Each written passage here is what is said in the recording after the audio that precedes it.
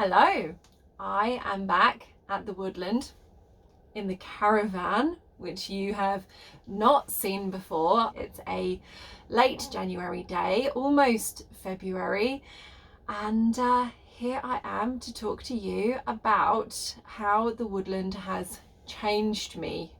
Owning the woods has brought out sides of me that were already there but weren't prominent in my life before.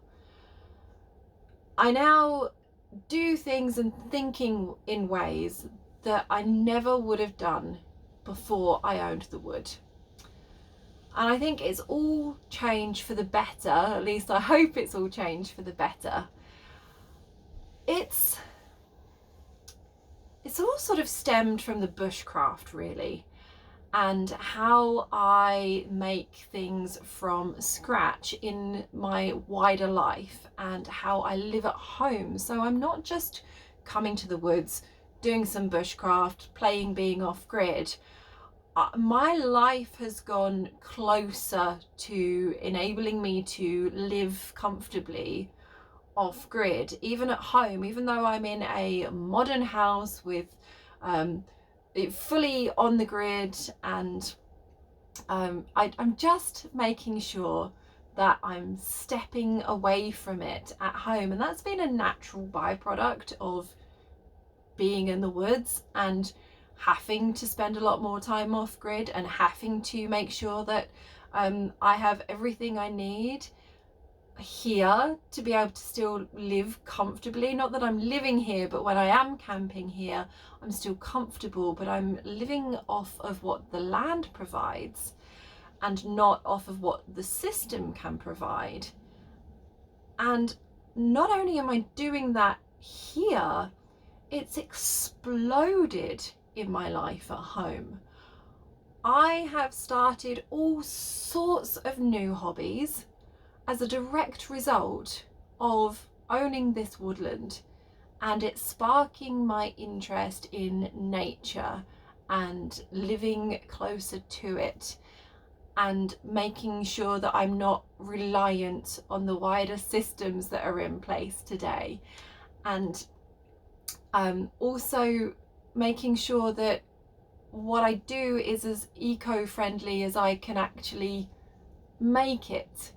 Not with everything, I'm not perfect. My solar generator was shipped over from China, but at the same time I'm then not using the lighting at home all the way through the summer, all the time my solar panel can, which is an 80-watt panel, can provide all of the lighting that we need to light the house, then we're using that and not using the grid.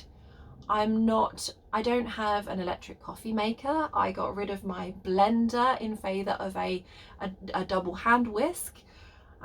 Learning to make bread from scratch with no yeast. All of these skills that have then come from the wood and progressed into my home life. I've developed an interest in how people used to live before electricity. Making sure that I have these skills and enjoying these skills. I now have a spinning wheel, I have spindles, I use a lot of 100% wool, so that also provides me with clothing appropriate for the woodland. These gloves are 100% wool. I made these leg warmers 100% wool.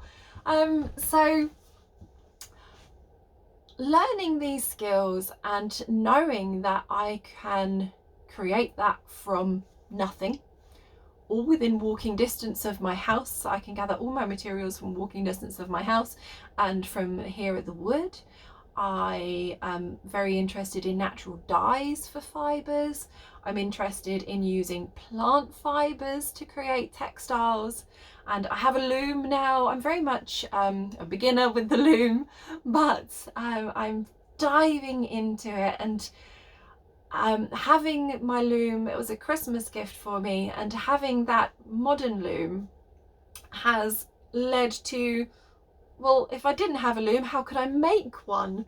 So I want to now make a loom at the woodland. I have ideas of how I'm going to use that loom in building a roof for the hovel, and it's just, the whole thing has exploded for me, from making things from scratch and making sure that I have these skills to be able to provide for people and offer other people beautiful garments that's locally made and isn't putting a pressure on the environment, doesn't have this huge carbon footprint, hasn't been shipped over from wherever it might be, Australia or even France, or you know, it's even places that are relatively local, but it's really local, and that I've gathered my wool from a neighbouring farm, and I just, it's endless. The next thing I'll know, I'll have sheep.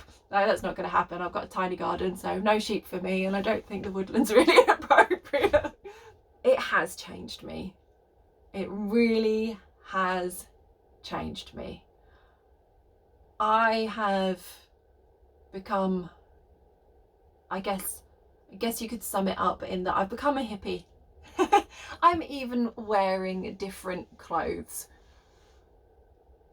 My style of dress has changed. I'm very much interested in making what I wear and making that clothing that's suitable for use at the woods and suitable to bushcraft in, and it will keep me really warm, and I haven't had to worry about, you know, the wear and tear, because I know I can mend it and all of these things.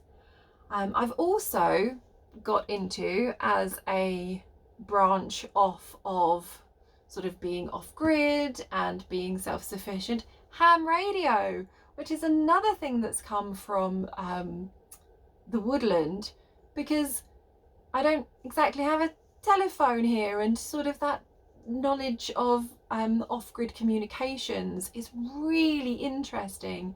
And what you learn through ham radio are basic electronics, and that's really interesting. I've had no exposure to any of that knowledge in the past, so I'm just soaking everything up like a sponge. I have my ham radio exam coming up in about 6 or 7 weeks, so I'll have my foundation license for that, so you may well see some off-grid communications happening from the caravan, and lots of lovely things like that. My collecting items for natural dyes and the weaving, and I'm planning on making making my own knitting needles from the wood, and just I don't know how to say how excited I am about the changes that have taken place in me as a person, really. But it has changed me. It's opened my eyes to a whole new way of living. Before, I was a camper, and I loved nature. I loved being out in nature. I loved camping, but it was very much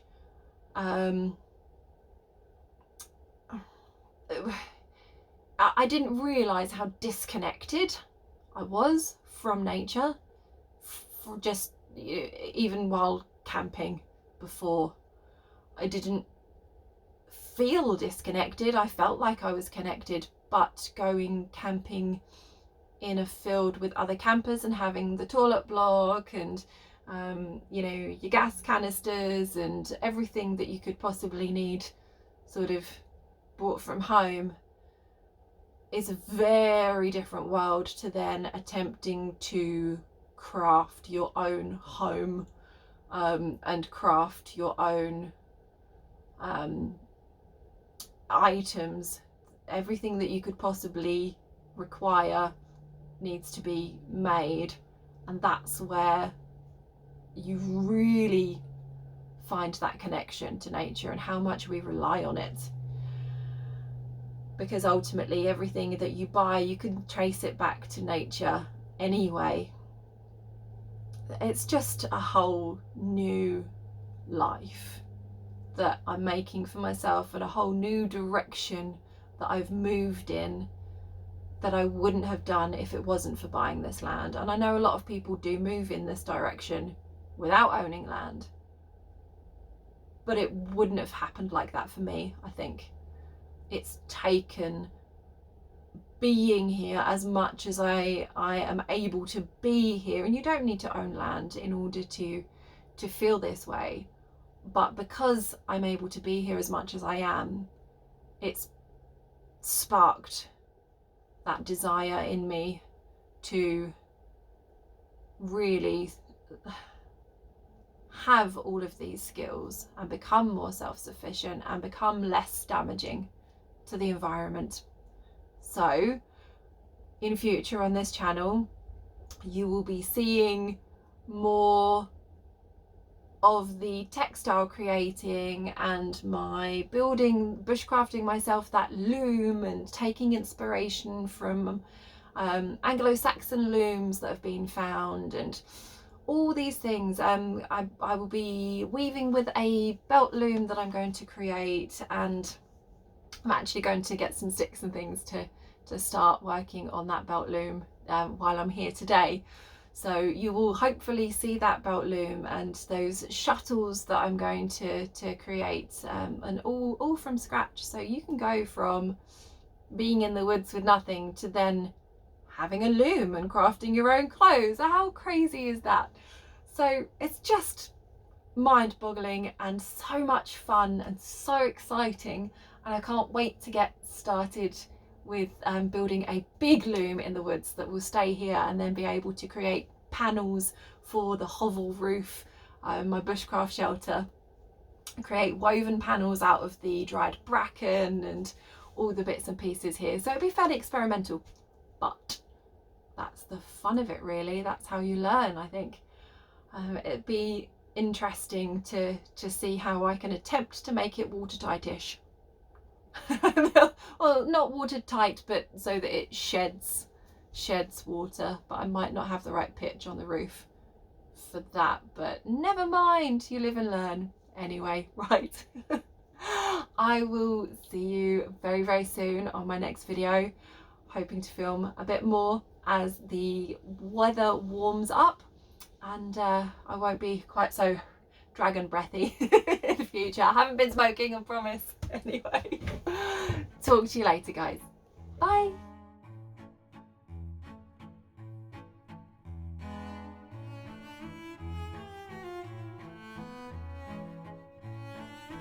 You can probably see how cold it is.